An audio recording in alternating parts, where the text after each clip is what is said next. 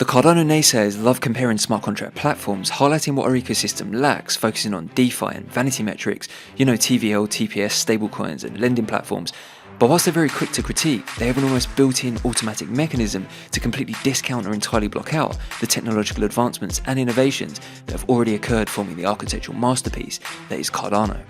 They ignore the delivery against the roadmap, ignore the peer-reviewed papers, formal methods, ignore the fact that we are where we are as a result of the choices made in the research, design and engineering phase, not because Cardano is struggling to ship an inferior product, but quite the opposite. Cardano is where it's at in terms of the build-out of its ecosystem, because when you aim to deliver a far superior blockchain, one that is effectively tackling the blockchain trilemma like no other, it's for this reason where you get to have a dApps and DeFi ecosystem comparable to the first movers or industry pretenders. But this is all about to change in a very short time horizon.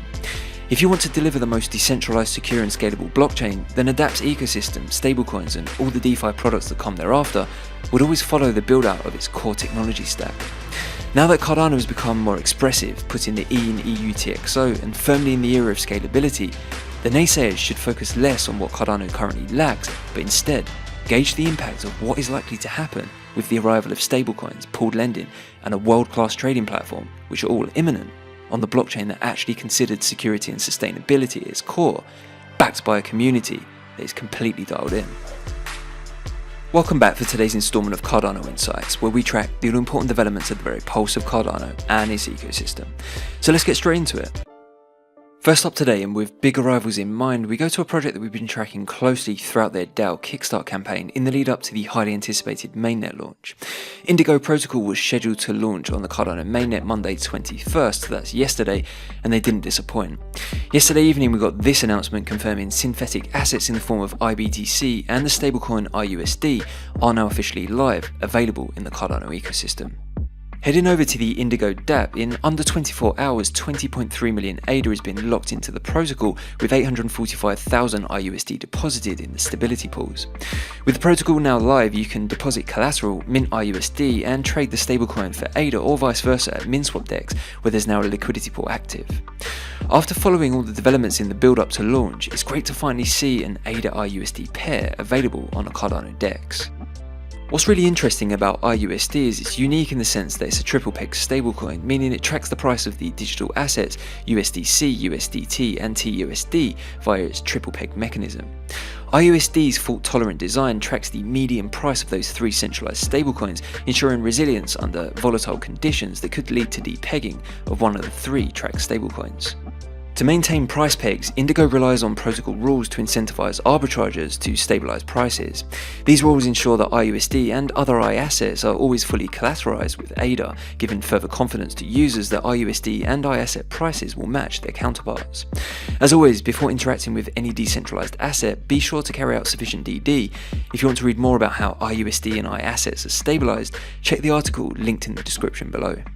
So Indigo's iUSD now joins RUSD as the two available stablecoin offerings in the Cardano ecosystem, and it's great to see this list is now growing. Cardano's ecosystem is truly about decentralization, and a whole range of stablecoins are needed to ensure it lives up to this, providing users with a variety of choice. Cardano, its DeFi scene, has been screaming out for stablecoins to help combat or offset market volatility, and in turn reach its full potential. We will continue to track the performance of all stablecoins in the ecosystem, and of course how the platform Indigo Protocol evolves as we see the introduction of more real-world assets become tokenized and available in the Cardano ecosystem. Now, with stablecoins still in mind, in yesterday's video we discussed Emergo's USDA, the USD-backed stablecoin that will be introduced to the Cardano ecosystem in February, alongside a development roadmap for Emergo's Anzen suite of products that will enable Cardano users to move freely between the centralized and decentralized finance worlds to better utilize their crypto assets. Yesterday we've seen the introduction of Indigo Protocol's iUSD, which we just discussed, and on day 2 of the Cardano Summit we got another big announcement, this time relating to Djed, probably the most highly anticipated stablecoin of them all. In Shahaf Barghefen's speech on the Summit main stage, we learned that Djed will very soon be available to us all. So in the build up to the summit, there was an inkling that potentially we may have got the long awaited mainnet launch, but I guess that was a little over optimistic considering the Djed audit has only just successfully been completed.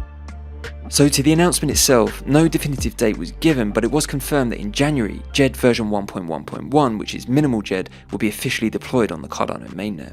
This will include Vassal hard fork compatibility.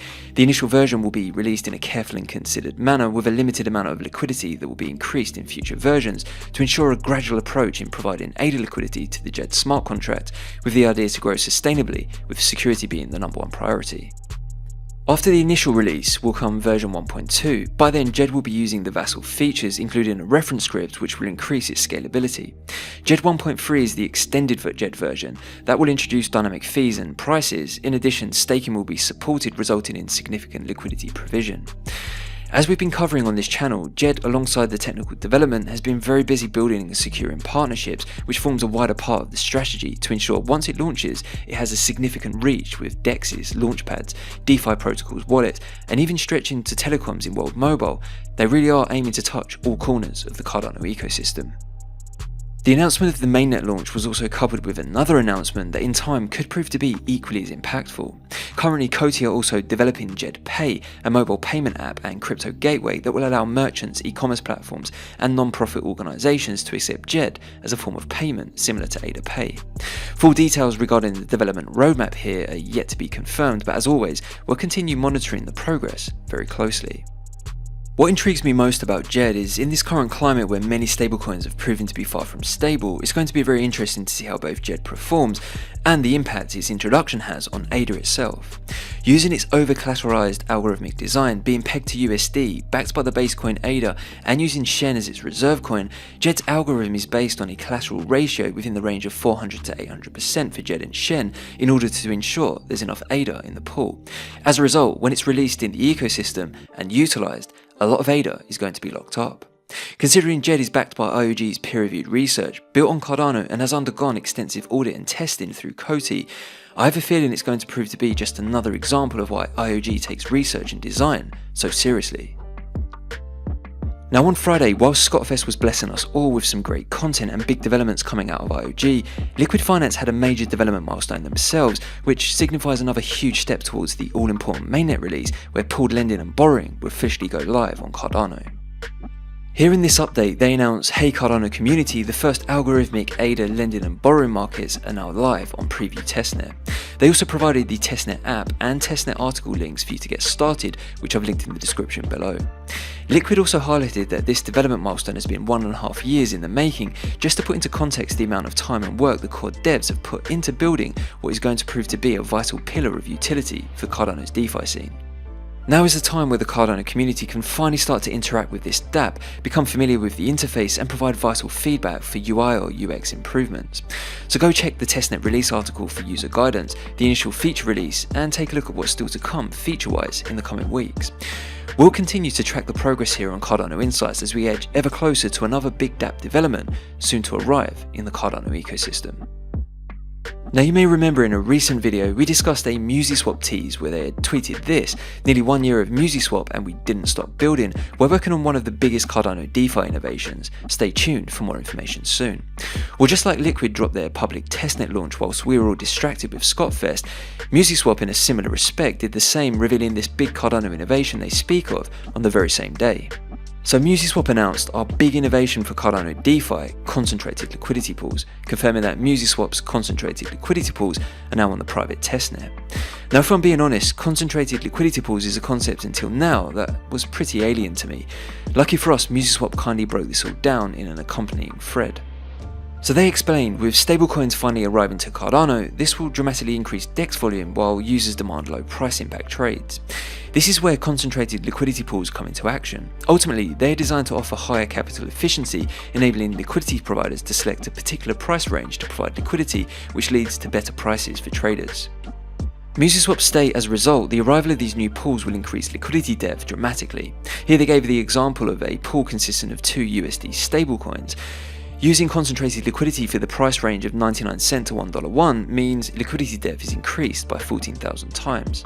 Concentrated liquidity pools also help with other tokens. If one provides liquidity for an ADA USD pair in the range of 30 to 40 cent, the liquidity depth would increase by 14.4 times over traditional LPs. That means liquidity providers will earn far more fees. Liquidity providers are being paid a fee for each trade within a liquidity pool. Muesliswap will now offer custom fees for each pool. Thanks to the efficient order book setup, they can even combine trades with different fee pools in the same trade. This enables multi-hop trading. For example, you want to trade milk against snow, but there is no direct route.